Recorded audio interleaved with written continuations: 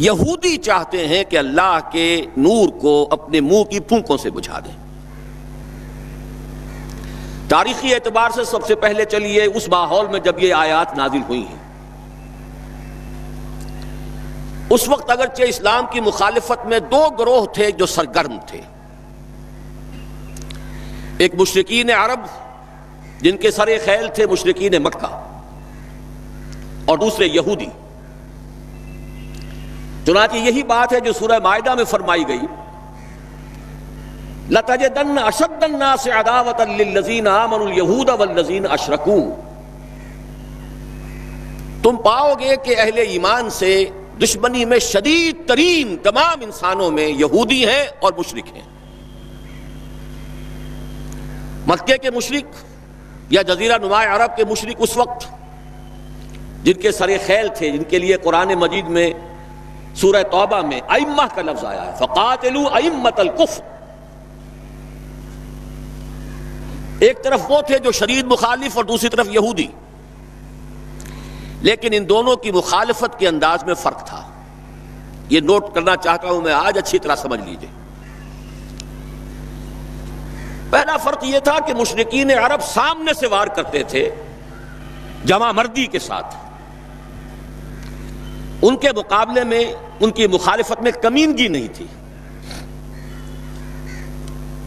وہ اپنے باطل معبودوں کے لیے بھی گردن کٹا رہے تھے۔ ابو جہل نے کہا تھا ذرا نیچے سے گردن کاٹنا تاکہ اونچی نظر آئے کہ سردار کی گردن ہے، جب تم کسی چیز پر اس کو اوپر لٹکاؤ گے۔ 70 جانیں انہوں نے پیش کی ہیں بدر میں اپنے دین باطل کے لیے اور اپنے معبودان باطل کے لیے۔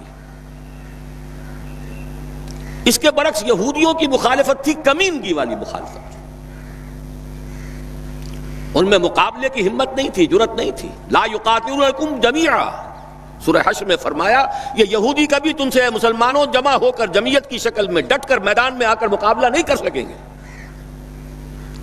الا فی قری محصنۃ او من وراء جدر، بڑے مضبوط قلعہ بندیوں میں اپنے آپ کو محفوظ کر کے اور فصیلوں کے پیچھے سے، دیواروں کے پیچھے سے، عورتوں کی طریقے سے پتھراؤ کریں گے، اس کے سوا کچھ نہیں کر سکتے۔ تو پہلا فرق یہ تھا کہ مشرکین مکہ اور مشرکین عرب بالعموم مخالفت کر رہے تھے، لیکن ان کی مخالفت جمع مردوں والی مخالفت تھی، سامنے کے دشمن کی حیثیت سے کھلم کھلا علی الاعلان، جبکہ یہودیوں کی مخالفت میں کمینگی تھی، سازشی انداز تھا، خود لڑنے کی بجائے دوسروں کو ابھار ابھار کر لاتے تھے۔ اور دوسرا بڑا فرق کیا تھا؟ اس پہلے فرق کو تو نمایاں کیا اسی لفظ سے کہ گویا کہ اپنے منہ کی پھونکوں سے بجھانا چاہتے ہیں۔ ابو جہل بھی بجھانا چاہتا ہے اللہ کے نور کو، لیکن اپنے زور بازو کی بنیاد پر۔ اور یہ لوگ کردار کے اعتبار سے اتنے گر چکے ہیں کہ زور بازو کی بنیاد پر نہیں، منہ کی پھونکوں سے بجھانا چاہتے ہیں۔ بہترین تعبیر کی ہے اس کی مولانا ظفر علی خان نے کہ نور خدا ہے کفر کی حرکت پہ خندہ زن، پھونکوں سے یہ چراغ بجھایا نہ جائے گا۔ دوسرا فرق یہ تھا کہ اگرچہ مشرکین میں بھی ایسے لوگ تھے جو پہچان چکے تھے کہ محمد اللہ کے رسول ہیں، سچے ہیں، صادق ہیں، لیکن وہ استثنائی معاملات تھے، وہ غافل تھے۔ قرآن مجید میں بار بار ان کے کفر کے لیے ایک توجیہ پیش کی گئی ہے کہ ان کے پاس کوئی رسول آیا ہی نہیں، ان کے لیے رسالت اور نبوت بڑی ایک عجیب سی شے تھی، وہ چیزیں ان کے ذہن سے بالکل خارج ہو چکی تھی۔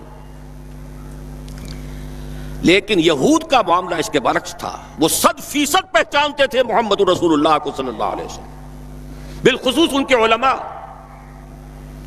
یعرفونہ کما یعرفون ابناہم، پہچانتے ہیں اسے جیسے کہ اپنے بیٹوں کو پہچانتے ہیں، علی وجہ البصیرۃ، وہ کسی مغالطے میں نہیں تھے، پوری ڈٹائی کے ساتھ پہچانتے ہوئے۔ آپ کو تو معلوم ہے کہ حضور صلی اللہ علیہ وسلم کی جو نشانیاں ہیں ان کا تو معاملہ بہت آگے کی بات ہے۔ حضور کے ادنا رفقا کا معاملہ کیا تھا کہ حضرت عمر رضی اللہ تعالیٰ عنہ کے بارے میں پوری ان کی صفات ان کے ہاں موجود تھی، اور عیسائی علماء نے ان کے ساتھ ٹیلی کر کے ہی حضرت عمر کو سامنے کھڑے ہو کے دیکھ کر اور پھر جو ہے یروشلم کا قبضہ دیا تھا کہ ہاں یہ وہی درویش بادشاہ ہے جس کا ذکر موجود ہے ہماری کتابوں میں کہ یروشلم اس کے ہاتھوں فتح ہوگا۔ تو یہ دو فرق ذہن میں رکھیے، یریدون لیطفئوا نور اللہ بافواہہم واللہ متم نورہ۔ دوسری بات جو سوچنے کی ہے اس آیت میں کہ نور اللہ سے مراد کیا ہے؟ اللہ کا نور ایک اعتبار سے ذہن منتقل ہوتا ہے قرآن حکیم کی طرف۔ نور اصل میں قرآن مجید میں ہدایت کے لیے بھی آتا ہے، تورات کے لیے آیا فیہا ہدی و نور، انجیل کے لیے آیا فیہ ہدی و نور، روشنی ہی سے انسان راستہ دیکھ سکتا ہے۔ الہدا قرآن حکیم، ہدایت کاملہ، اس کے لیے خاص طور پر لفظ آیا ہے۔ سورہ تغابن میں فرمایا فآمنوا باللہ ورسولہ والنور الذی انزلنا واللہ بما تعملون خبیر۔ ایک مفہوم تو یہ ممکن ہے قرآن مجید کے اس اصول کے تحت کہ القرآن یفسر بعضہ بعضا، ویسے یہ کہ اس کا عام مفہوم اسلام، ہدایت، جس معنی میں چاہے لے لے، لیکن میرا ذہن زیادہ جس چیز کو قبول کر رہا ہے وہ ایک ایسے شخص کی تعبیر ہے جو اگرچہ کوئی معروف عالم دین نہیں تھا، میں نہ عارف نہ مجدد نہ محدث نہ فقیہ، اقبال اپنے بارے میں صاف کہہ رہا ہے، میں نہ عارف نہ مجدد نہ محدث نہ فقیہ، لیکن واقعہ یہ ہے اور آپ کے علم میں ہوگا، میرا موقف یہ ہے اس دور میں قرآن مجید کا نور بصیرت اللہ تعالیٰ نے بڑے وافر پیمانے پر انہیں عطا کیا تھا۔ انہوں نے تعبیر کیا ہے اس نور کو نور توحید سے، چنانچہ یہ اتمام کا لفظ اس کے ساتھ واللہ متم نورہ، جواب شکوہ کے شعر میں کہ وقت فرصت ہے کہاں، کام ابھی باقی ہے، نور توحید کا اتمام ابھی باقی ہے۔ واللہ متم نورہ ویابی اللہ الا ان یتم نورہ، یہ بھی نوٹ کر لیجئے، عربی زبان میں شدید تاکید کرنی ہو تو اس میں فاعل کی شکل میں لایا جاتا ہے، واللہ یتم نورہ بھی ہو سکتا تھا، نہیں واللہ متم نورہ، کر کے رہے گا۔ اور پھر اس کو منفی اسلوب میں بھی بیان کر دیا تھا کہ کوئی شک و شبہ نہ رہے، مثبت بھی آ گیا واللہ متم نورہ، اور منفی ویابی اللہ الا ان یتم نورہ، اللہ کو ہرگز منظور نہیں ہے مگر یہ کہ وہ اپنے نور کا اتمام فرمائے۔ وقت فرصت ہے کہاں، کام ابھی باقی ہے، نور توحید کا اتمام ابھی باقی ہے۔ میں چونکہ یہاں اسی تعبیر کو اختیار کر رہا ہوں، اس کے اعتبار سے ایک سوال پیدا ہوتا ہے، کیا نور توحید کسی بھی اعتبار سے نامکمل تھا، ناقص تھا، جس کے اتمام اور تکمیل کی ضرورت تھی؟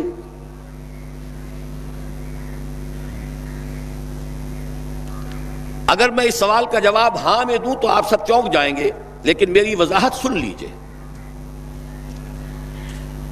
جہاں تک عقیدے کا نور ہے، عقیدے کی توحید ہے، اور انفرادی سطح پر اپنے عمل کی توحید ہے، توحید کے دو حصے سمجھ لیجئے۔ ایک توحید ہے عقیدے کی توحید، اللہ کو ایک ماننا، ایک جاننا، اس کی صفات میں، اس کی ذات میں کسی کو اس کا ساجی، ہمسر، برابر، ہم پلہ، کفر، ند، ضد نہ سمجھنا۔ ایک عمل کی توحید ہے کہ ایک ہی اللہ کے مطیع فرمان ہو جانا، ہما تن، ہما وقت، ہما وجوہ، مخلصین لہ الدین، یہ عملی توحید ہے۔ تو عقیدے کی توحید اور انفرادی سطح پر عمل کی توحید ہر دور میں مکمل رہی، حضرت آدم کی بھی مکمل تھی، حضرت نوح کی بھی مکمل تھی، تمام انبیاء کرام کی مکمل تھی، نہ ان کی عقیدے کی توحید میں کوئی کسر ہو سکتی تھی، نہ انفرادی سطح پر عمل کی توحید۔ لیکن ایک توحید ہے اجتماعی سطح پر عمل کی توحید، پورے نظام زندگی کا اللہ کے حکم کے تابع ہو جانا، یہ ابھی مکمل ہونا تھا، اس کی تکمیل ہونی تھی۔ افراد موحد تھے اپنی زندگیوں میں بھی، اپنے عقیدے میں بھی. نظام جیسا آج آپ غور کیجئے، بڑے بڑے فنے خواہ موحد موجود ہیں ہمارے ہاں، فنے خواہ سمجھتے ہیں اپنے آپ کو کہ معلوم ہوتا ہے شرک ہمارے قریب بھی نہیں آ سکتا. اجتماعی سطح پر ہم سب مشرک ہیں، پوری قوم مشرک ہے، مشرکانہ نظام ہے. جب تک وَيَكُونَ الدِّينُ كُلُّهُ لِلَّهِ نہیں ہوتا یہ نظام مشرکانہ ہے، قانون اللہ کا نہیں ہے. آپ کی عدالتوں میں اللہ کے حکم کی کوئی حیثیت نہیں ہے، آپ کی منڈیوں میں اور بازاروں میں اللہ کا حکم نہیں چلتا ہے. معلوم یہ ہوا کہ ایک ہے اجتماعی توحید. کچھ مواقع ضرور آئے ہیں تاریخ انسانی میں جبکہ اجتماعی توحید بھی ہوئی، حکومت قائم ہوئی حضرت داؤد کی اور حضرت سلیمان کی، وہ اجتماعی توحید کی تھی.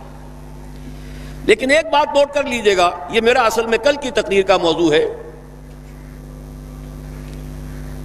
یہ کام تاریخ انسانی میں صرف ایک مرتبہ ہوا ہے کہ ایک فرد واحد اپنی دعوت کا آغاز کرے اور تمام مراحل سے گزار کر اپنی اس دعوت اور تحریک کو اور توحید کامل تک معاشرے کو پہنچا دے. یہ اس سے پہلے کبھی نہیں ہوا. حضرت داؤد کو تو راہ چلتے حکومت مل گئی تھی، جنگ تو ہو رہی تھی حضرت طالوت اور جالوت کی. وہ تو ایک گڈریا اپنا گوپیا لے کر آ گیا ہے وقت پر اتفاقاً، اور اس گوپیے کی جو پتھر تھا وہ جالوت کے آنکھوں کے اس کی زرہ میں جو سوراخ تھا اس میں سے ہو کر اس کے بھیجے میں گزر گیا، مارا گیا، حکومت مل گئی. کیا حضرت داؤد ایک داعی کی حیثیت سے سامنے آئے تھے؟ کیا انہوں نے اپنی کوئی جماعت بنائی تھی؟ کیا ان مراحل سے گزرے تھے؟ قطعاً نہیں. صرف ایک مرتبہ ہوا ہے تاریخ انسانی میں، اور وہ محمد الرسول اللہ صلی اللہ علیہ وسلم. فرد واحد سے بات شروع کر کے یہ جو آتا ہے خطبات جمعہ میں آپ سنتے وحد اللہ، توحید باب تفصیل سے، اور اپنی توحید کو خالص کرو اور خالص کرو اور خالص کرو اور خالص کرو، شرک سے اسے ہر اعتبار سے پاک کر دو. تو پوری زندگی کا لائف لانگ ایفرٹ ہے. آخری امتحان توحید کا جو لیا ہے ابراہیم کے رب نے. دیکھیں اس بوڑھے کے دل میں کہیں اپنے بیٹے کی، اکلوتے بیٹے کی محبت تو ہم سے زیادہ نہیں ہو گئی. کیسے کیسے امتحانات سے گزر چکا وہ بوڑھا، کیسے کیسے امتحانات. لیکن آخری امتحان دعائیں مانگ مانگ کر بیٹا لیا تھا. فلما بلغ معه السعی، اور جب اب ذرا ہاتھ بٹانے کے قابل ہوا، کہیں اس کی محبت ہماری محبت سے زائد تو نہیں ہو گئی. انی ارا فی المنام انی اذبحک فانظر ماذا تری. اسی لیے جو آتا ہے قرآن مجید میں بار بار حضرت ابراہیم کے لیے آخری سند کے الفاظ آتے ہیں وما کان من المشرکین، شرک کے ہر شائبے سے پاک. تو یہ توحید عملی اجتماعی سطح پر ہونی باقی تھی. اس کا تعلق ہے اگلی آیت سے. یہ کب ہوگی؟ هو الذی ارسل رسولہ بالہدی ودین الحق لیظہرہ علی الدین کلہ ولو کرہ المشرکون. اللہ نے اپنے ان آخری رسول کو محمد صلی اللہ علیہ وسلم کو تو بھیجا ہی ہے الہدا، وہ دین حق اور الہدا اور دین حق دے کر، تاکہ غالب کریں. جب تک دین غالب نہیں توحید ناقص ہے. عقیدے کی توحید ہو سکتا ہے کہ ہو، انفرادی سطح پر بھی ہو سکتا ہے. ایک آدمی جہاں جہاں بھی اللہ کا حکم مان سکتا ہو مان رہا ہو، لیکن آخر وہ کسی قوم کا فرد ہے، کسی ریاست کا شہری ہے، کسی خاندان کا فرد ہے، چہار طرف سے جکڑا ہوا ہے رشتوں میں اور تعلقات میں. اس کی زندگی کے کتنے گوشے ہیں کہ جن کو ابھی وہ مشرکانہ نظام اپنی گرفت میں لیے ہوئے ہیں. یہ در حقیقت اسی وقت ہوگا جبکہ اللہ کا دین غالب ہو جائے. هو الذی ارسل رسولہ بالہدی ودین الحق لیظہرہ علی الدین کلہ ولو کرہ المشرکون. مشرک تو کبھی پسند نہیں کریں گے. یہاں ذرا شرک کو سمجھ لیجئے، یہ شرک صرف عقیدے کا نہیں. آج کا سب سے بڑا شرک کیا ہے؟ اللہ کا اللہ کو دو، ریاست کا ریاست کو دو۔ یہ سیکولر نظام ہے، یہاں پر جو ہے حاکمیت عوام چلے گی۔ جاؤ مسجدوں میں اللہ کا حکم نافذ کر لو۔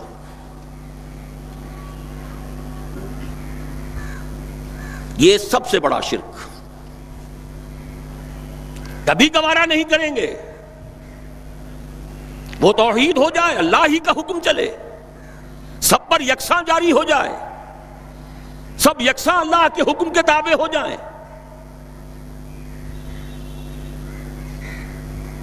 وَلَوْ كَرِهَ الْمُشْرِكُونَ، مشرک کبھی نہیں چاہیں گے، لیکن ان کی مخالفت کے علی الرغم، ان کی ساری ریشہ دوانیوں کے باوجود، ان کی تمام سازشوں کے باوجود اللہ کا دین غالب ہو کر رہے۔ اب ذرا تاریخی اعتبار سے جائزہ لیجئے، ابھی ہم تھے اس ماحول میں جبکہ ابھی یہ آیات نازل ہو رہی تھی۔ پہلی بات تو یہ سمجھ میں آ گئی کہ محمد الرسول اللہ صلی اللہ علیہ وسلم کا مقصد بعثت ہے غلبہ دین۔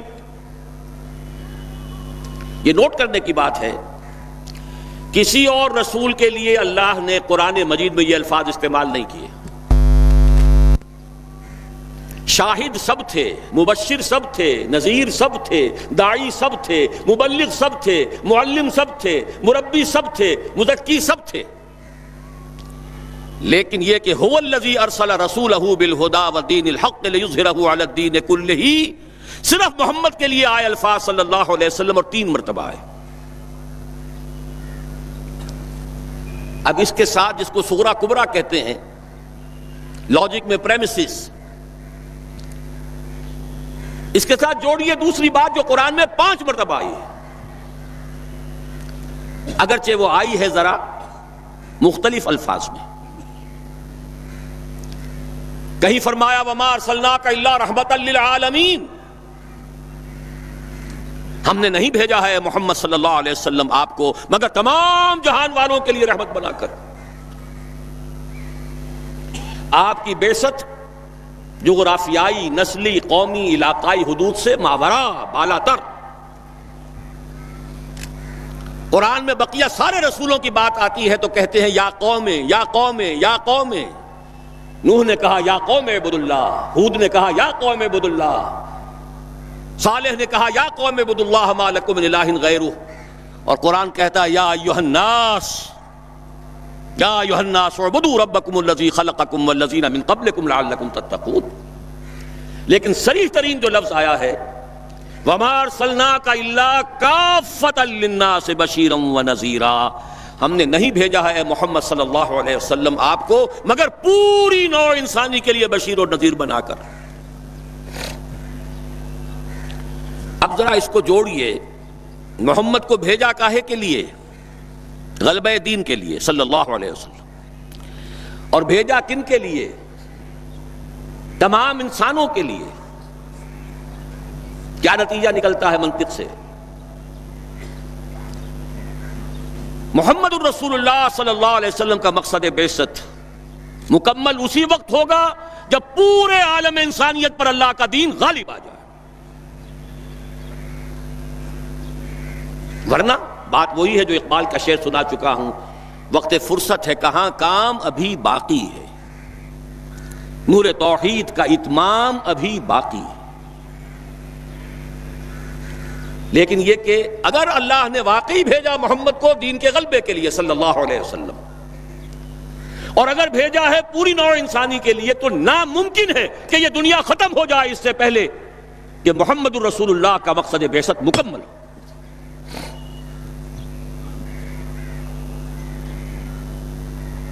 یہی بات ہے کہ جس کی خبر پیشن گوئی کے طور پر قرآن میں تو نصوص ہیں، لیکن ان سے نتیجہ نکالنا پڑے گا۔ منطق، حضور کو بھیجا پوری نوع انسانی کے لیے اور بھیجا غلبہ دین کے لیے، تو مقصد بعثت کی تکمیل اسی وقت ہوگی جبکہ کل عالم انسانی پر اللہ کا دین غالب آ جائے۔ اسی کے ساتھ اب ذرا یاد کیجئے سورہ نور کی آیت، جس کو اللہ کے فضل و کرم سے ہم نے کافی عام کیا ہے۔ ایک ہی بات ہے لیکن ذرا مختلف اسلوب میں آ رہی ہے۔ وعد اللہ الذین آمنوا منکم وعملوا الصالحات لیستخلفنہم فی الارض. وعد اللہ الذین آمنوا منکم، یہاں منکم پر ذرا زور دیجئے، کن سے خطاب ہو رہا ہے؟ مسلمانوں سے. لیکن ان مسلمانوں کے لیے دو کوالیفیکیشنز، دو پری کنڈیشنز. اے مسلمانوں، اللہ کا وعدہ ہے تم میں سے ان سے جو ایمان اور عمل صالح کا حق ادا کر دے، انکنڈیشنل نہیں ہے. وعد اللہ الذین آمنوا منکم وعملوا الصالحات، ایمان اور عمل صالح کا حق ادا کر دو تو اللہ کا وعدہ ہے. اور وعدہ کتنا مؤکد ہے، نون مشدد کے ساتھ تینوں دفعہ، اور ایک ہی بات کو تین اسلوبوں میں. لَيَسْتَخْلِفَنَّهُمْ فِي الْأَرْضِ،